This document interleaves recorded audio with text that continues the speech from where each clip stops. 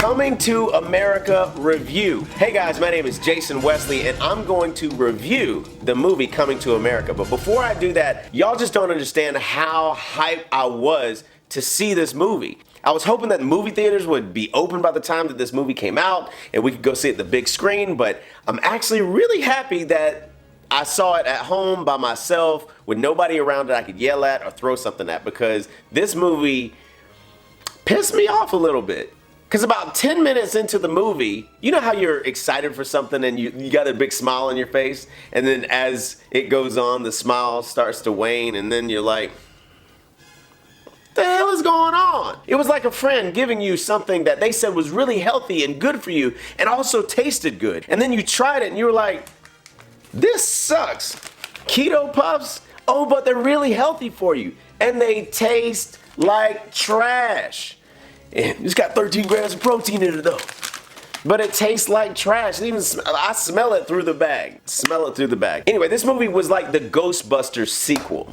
But Disney got a hold of it. They didn't have enough money to finish it, and it was just not good at all. Okay, so you ever been out on a date with somebody and they're just trying too hard to get you to like them? That's how I felt like this movie was. It was trying to get you to like it more than just telling a good story. I believe they spent all their money on the cast and the crew instead of actually just making a good movie, because everybody that was in the original movie, if they were still alive, you can guarantee that they were in this movie. But that was really the only thing that I liked about this movie, was the nostalgia. So I'm gonna go on a quick rant.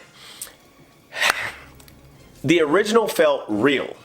You know, real animals, real fur. You know, the king had the actual lion fur that was on him. Whether you knew it was real or not, it looked real in the first one. This one, no animals really. The jewelry looked real in the first one. The castle looked real. The thrones looked real.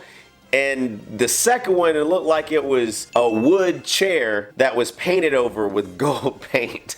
I mean, this one just felt fake and forced. And I'm not even talking about the CGI. The castle looked like a really big house. Like maybe it was Rick Ross's house or one of Rick Ross's house. But not an actual castle. A big house, but not a castle for a king. They used the entire vocabulary to create the most woke sequel. They used every woke slogan that you could think of to force an agenda without actually telling a consistent story. I mean, I didn't know whether the movie was about a king's daughter, King Jaffe Joffa, which for some reason wanted to have a funeral while he was still alive, so he was standing in a coffin and died while he was in that coffin and didn't fall over. What was that? What was that? You got the king in the coffin standing there, the thing is propped upright, like this, just propped upright, and he's standing in it and dies. Like knees didn't buckle, hips didn't give out, just stayed there. I don't understand what that was about. McDowell's now sells plant-based burgers and that are made from grass. My lovely granddaughter's campaign to reduce our carbon footprint. And without using any animal byproducts. It's just good old-fashioned grass. And for some reason it's in the middle of the Serengeti. It didn't make consistent sense. Travel times didn't make sense. Prepare the royal jet. The woman just stole the royal jet. Like, y'all got multiple jets? They didn't say anything about having multiple jets. Where, they're in Africa, and then they're in New York, and then they're in Africa. Like, I was like, how, all this stuff's supposed to happen in a week? I don't know if y'all could be traveling doing this whole deal. You got the kid, he met the girl, twice, next thing you know, they get married. I didn't know who to focus on. The story was all over the place. And then there was a CGI lion that was sleeping somewhere in the middle of a rainforest, or a jungle, mind you, by himself. No pride. The only lion that was like by himself.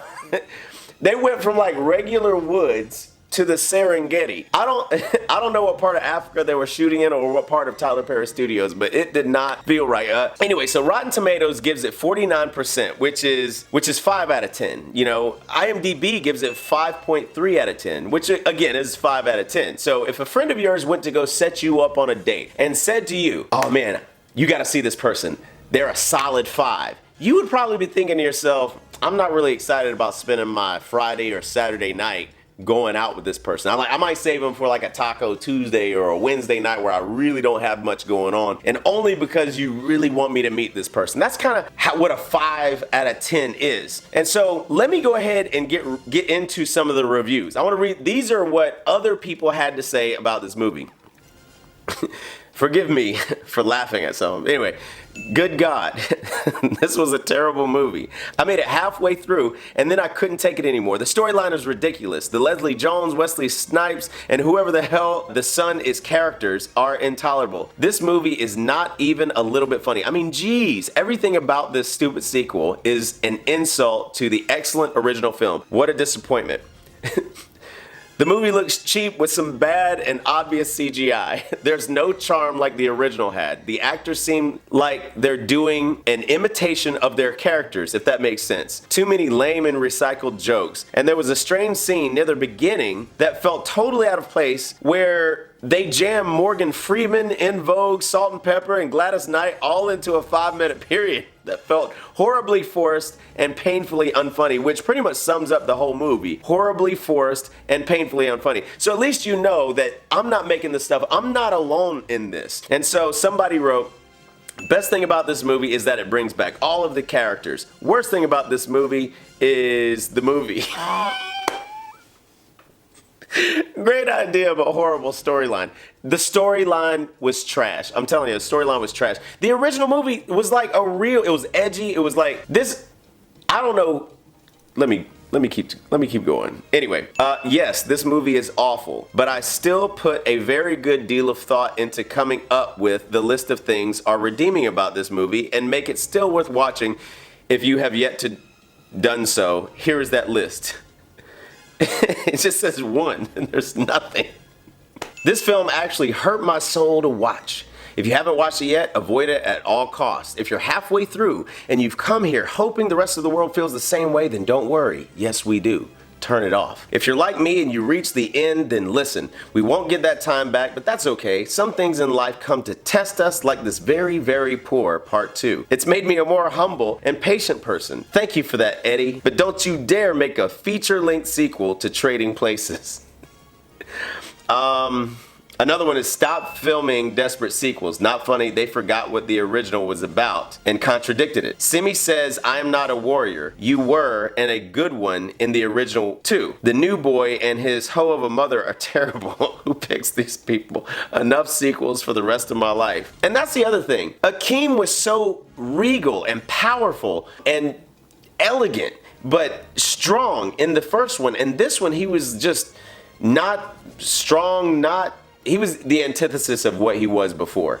And the movie just had so much that I felt like it was forcing down your throat, which I wish that when they did sequels to movies like this, that they had as much of the original cast and crew that made the original movie, rather than adding all this extra stuff to try to update it or make it more woke. It just didn't work, because back then when they made the original movie, they were actually just making good movies.